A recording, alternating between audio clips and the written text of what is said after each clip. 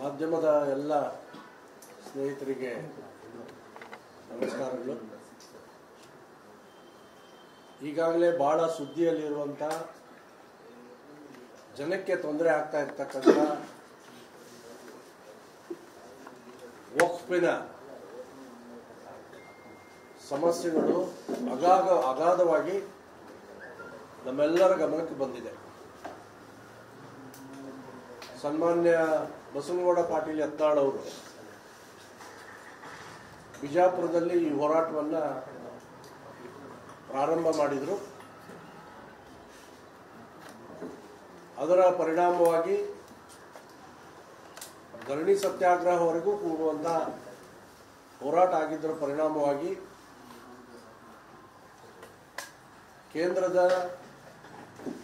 ವಕ್ಫ್ಗೋಸ್ಕರ ಕಾನೂನಿನ ತಿದ್ದುಪಡಿಗೋಸ್ಕರ ರಚನೆ ಆಗಿರ್ತಕ್ಕಂಥ ಜಂಟಿ ಸದನ ಸಮಿತಿಯ ಅಧ್ಯಕ್ಷರು ಸದಸ್ಯರು ಭೇಟಿ ಕೊಟ್ಟು ಮಾಹಿತಿಯನ್ನು ಪಡೆದ ನಂತರ ಇದರ ಬಗ್ಗೆ ಕಾನೂನಲ್ಲಿ ಯಾವ ತಿದ್ದುಪಡಿಗಳಾಗಬೇಕು ಆ ಎಲ್ಲ ಸಂಗತಿಗಳನ್ನು ಗಮನಿಸ್ತೇವೆ ಅಂದಮೇಲೆ ಬಿಜಾಪುರದ ಹೋರಾಟವನ್ನು ತಾತ್ಕಾಲಿಕವಾಗಿ ಯತ್ನಾಳ್ ಅವರು ಘೋಷಣೆಯನ್ನು ಮಾಡಿದರು, ನಿಲ್ಲಿಸಿರುವಂಥ ಘೋಷಣೆಯನ್ನು ಮಾಡಿದರು. ಇದೇ ಸಂದರ್ಭದಲ್ಲಿ ಯತ್ನಾಳ್ ಅವರ ಆದಿಯಾಗಿ ರಮೇಶ್ ಜಾರಕಿಹೊಳಿ ಅವರಾಗಿರ್ಬೋದು, ಕುಮಾರ್ ಅವರಾಗಿರ್ಬೋದು, GM ಸಿದ್ದೇಶ್ವರ್ ಅವರಾಗಿರ್ಬೋದು, ಪ್ರತಾಪ್ ಸಿಂಹ ಅವರಾಗಿರ್ಬೋದು, ನಮ್ಮೆಲ್ಲರಿಗೂ ಮತ್ತು ಇನ್ನೂ ಅನೇಕರಿಗೆ ಈ ವಕ್ಫ್ ವಿಚಾರವಾಗಿ ಅನೇಕರು ತಮ್ಮ ದೂರುಗಳನ್ನು ಸಲ್ಲಿಸ್ತಾ ಇದ್ದಾರೆ. ಆ ನಿಮಿತ್ತವಾಗಿ ನಾವೆಲ್ಲರೂ ಸೇರಿ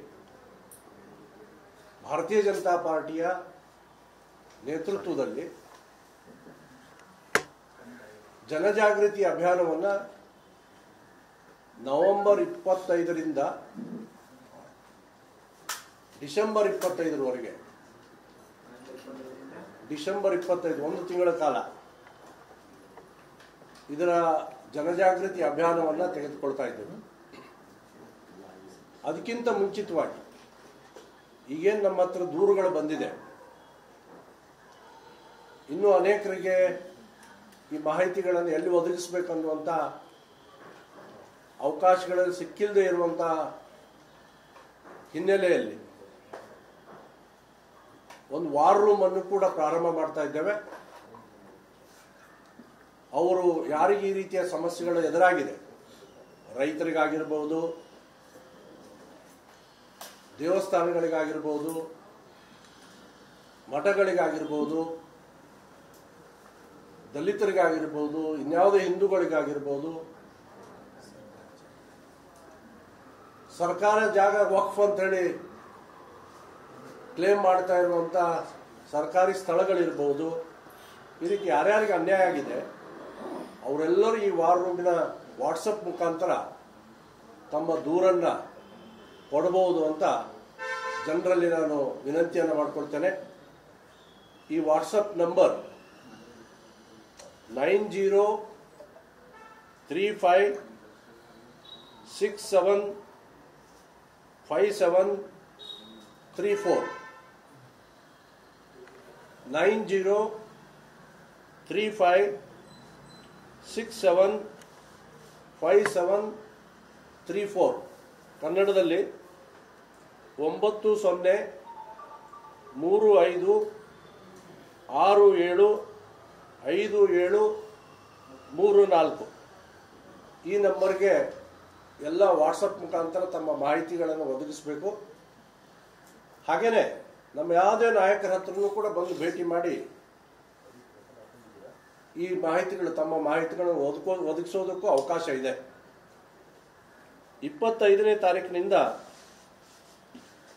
ಬಸನಗೌಡ ಯತ್ನಾಳ್ ಅವರ ನೇತೃತ್ವದಲ್ಲಿ ರಮೇಶ್ ಜಾರಕಿಹೊಳಿ ಅವರು, ನಾನು, ಕುಮಾರ್ ಬಂಗಾರಪ್ಪ ಅವರು, ಪ್ರತಾಪ್ ಸಿಂಹ ಅವರು,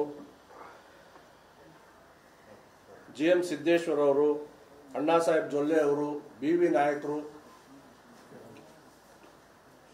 BP ಹರೀಶ್ ಅವರು,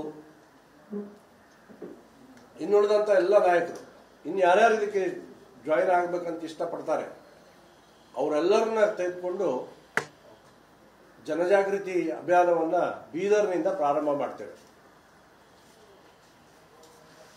ನವೆಂಬರ್ 25ನೇ ತಾರೀಕು ಬೀದರ್ ಜಿಲ್ಲೆ, ಸೋಮವಾರ. ಮಂಗಳವಾರ 26ನೇ ತಾರೀಕು ಕಲಬುರಗಿ ಜಿಲ್ಲೆ, ಬುಧವಾರ 27ನೇ ತಾರೀಕು ಯಾದಗಿರಿ ಮತ್ತು ರಾಯಚೂರು ಜಿಲ್ಲೆ. ಈ ಸಮಸ್ಯೆ ಬಹಳ ಎದ್ದು ಕಾಣ್ತಾ ಇರೋದು ಆ ಭಾಗದಲ್ಲಿ ಇರೋದ್ರಿಂದ ಅಲ್ಲಿಂದನೇ ಪ್ರಾರಂಭ ಮಾಡಬೇಕಂತ ತೀರ್ಮಾನ ಮಾಡಿದ್ದೇವೆ. ಶನಿವಾರ 30ನೇ ತಾರೀಕು ಬಿಜಾಪುರ ಬಾಗಲಕೋಟೆ ಜಿಲ್ಲೆ, ರವಿವಾರ ಡಿಸೆಂಬರ್ 1ರಂದು ಬೆಳಗಾಂ ಜಿಲ್ಲೆ. ಬೆಳಗಾಂನಲ್ಲಿ ಆ ಭಾಗದ ಪ್ರವಾಸದ ಮೊದಲೇ ಹಂತದ ಪ್ರವಾಸದ ವಿಷಯಗಳನ್ನು ತಗೊಂಡು ಚರ್ಚೆ ಮಾಡಿ ಮುಂದಿನ ಹಂತದ ಪ್ರವಾಸ ಮತ್ತು ಸಮಸ್ಯೆಗಳ ದೃಷ್ಟಿಯಿಂದ ಮುಂದಿನ ಹಂತದ ಪ್ರವಾಸವನ್ನು ಘೋಷಿಸಲಾಗುತ್ತೆ. ಈ ಒಂದು ಜನಜಾಗೃತಿಯಲ್ಲಿ 3 ಬೇಡಿಕೆಗಳನ್ನು ನಾವು ಇಡ್ತಾ ಇದ್ದೇವೆ. 1954ರಿಂದ ರಚನೆ ಆಗಿರತಕ್ಕಂಥ ರಾಜ್ಯಪತ್ರವನ್ನು, ಗೆಜೆಟ್ ಅನ್ನು ರದ್ದುಗೊಳಿಸಬೇಕು. 4-5 ಗೆಜೆಟ್ಗಳಾಗಿದೆ. ಆಮೇಲೆ ಆ ಎಲ್ಲ ಗೆಜೆಟ್ಗಳನ್ನು ವಕ್ಫ್ ಸಂಬಂಧಪಟ್ಟಂತೆ ರದ್ದು ಮಾಡಬೇಕನ್ನೋದು ಮೊದಲೇ ಬೇಡಿಕೆ. ಹಾಗೆಯೇ ರೈತರು, ಮಠಗಳು, ಮಂದಿರಗಳು, ಸರ್ಕಾರಿ ಜಾಗಗಳು, ಹಿಂದುಳಿದ ವರ್ಗದವರು, ದಲಿತರದು, ಇನ್ನು ಯಾರ್ಯಾರದು ಜಾಗವನ್ನು ವಕ್ಫ್ ಕ್ಲೇಮ್ ಮಾಡ್ತಾ ಇದೆ. RTCಯಲ್ಲಿ ಬರ್ತಾ ಇದೆ. ಸರ್ಕಾರ ಹೇಳಿದೆ RTCಯಿಂದ ತೆಗೆದಾಕಕ್ಕೆ ಹೇಳಿದ್ದೀವಿ ಅಂತ. ಈ ಸರ್ಕಾರದ ಮೇಲೆ ನಮ್ಗೆ ನಂಬಿಕೆ ಇಲ್ಲ. ಆ ಜಾಗಗಳನ್ನು ಖಾಯಂ ಆಗಿ ಇವ್ರಿಗೆಲ್ಲರಿಗೂ ವಾಪಸ್ ಕೊಡಬೇಕನ್ನುವಂಥದ್ದು 2ನೇ ಬೇಡಿಕೆ. 3ನೇದು, ನಮ್ಮ ಸರ್ಕಾರ ಇದ್ದಾಗ ಅನ್ವರ್ ಮಾಡಿಪಾಡಿಯವರ ವರದಿ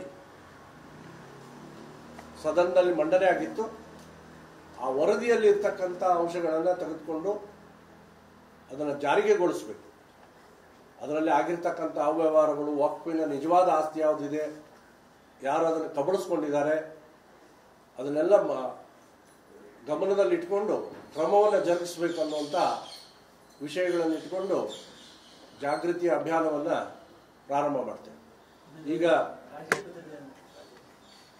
ಗೆಜೆಟ್ ಮೊದಲೇ 1954ರಿಂದ ಅವತ್ತಿಂದ ಶುರು ಆಗಿದೆ. 54ರಿಂದ ರಚನೆ ಆಗಿದೆ, 64ರಲ್ಲಿ ಆಯಿತು, 72ನಲ್ಲಿ ಆಗಿದೆ. ಹಿಂಗೆ ಬೇರೆ ಬೇರೆ ಸಂದರ್ಭಗಳಲ್ಲಿ ಇದು ಗೆಜೆಟ್ ಆಗಿದೆ. ಆ ಎಲ್ಲ ಗೆಜೆಟ್ಗಳನ್ನು ರದ್ದು ಮಾಡಬೇಕು.